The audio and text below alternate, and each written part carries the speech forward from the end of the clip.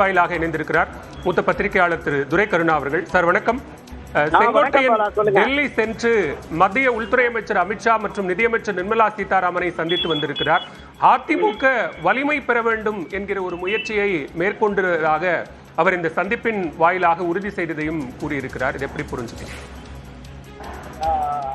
மரியாதைக்குரிய செல்வி ஜெயலலிதா அவருடைய மறைவுக்கு பிறகு அதிமுகவில் ஒரு மிகப்பெரிய நெருக்கடி ஏற்பட்டது. அந்த நெருக்கடியில் இருந்து அதிமுகவை காப்பாற்றி முதல் தர்ம யுத்தத்தை முடிவுக்கு கொண்டு வந்து திரு எடப்பாடி பழனிசாமி 4 ஆண்டுகள் முதலமைச்சராக தொடர்வதற்கான அந்த வேலை திட்டத்தை உருவாக்கியது பாஜக என்பது வெளிப்படையாக எல்லோருக்குமே தெரியும். அந்த அடிப்படையில் இப்போது ஒரு நெருக்கடியில் அண்ணா திராவிட முன்னேற்ற கழகம் இருக்கிறது. ஒன்றுபட்ட வலிமை மிக்க அண்ணா திராவிட முன்னேற்ற கழகம் இருந்திருந்தால் நிச்சயமாக யாருடைய தலையீட்டை விரும்பி இருக்க மாட்டார்கள்.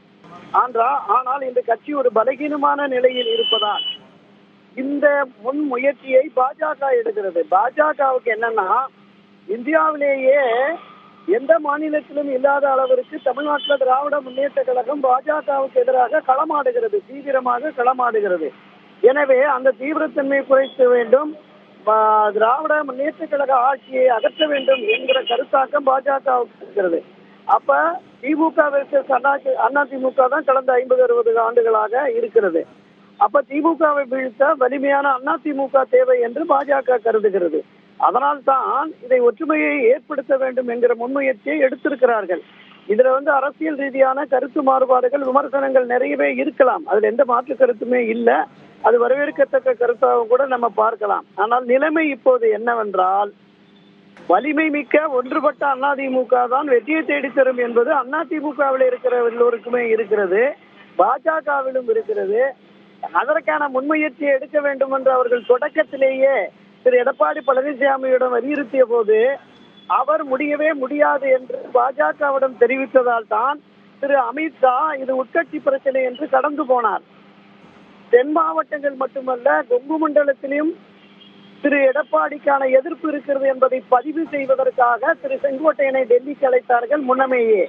இப்போதும் அந்த கருத்தாக்கத்தின் அடிப்படையில் தான் இவரை அழைத்து பேசி இருக்கிறார்கள் ஒற்றுமைப்படுத்த வேண்டும் என்று.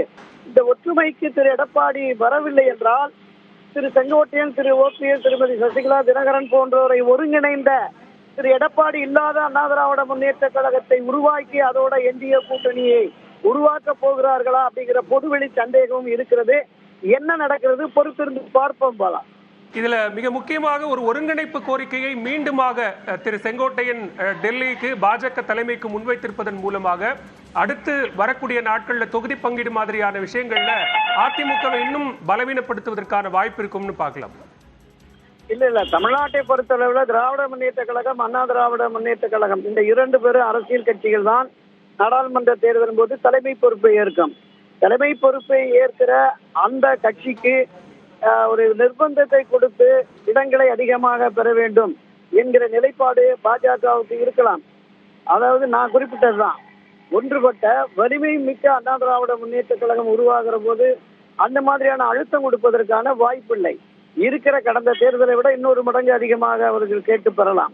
பெரிய அளவுல ஒரு அழுத்தம் கொடுப்பதற்கான வாய்ப்பு குறைவாக இருப்பதாக தான் நான் பார்க்கிறேன்.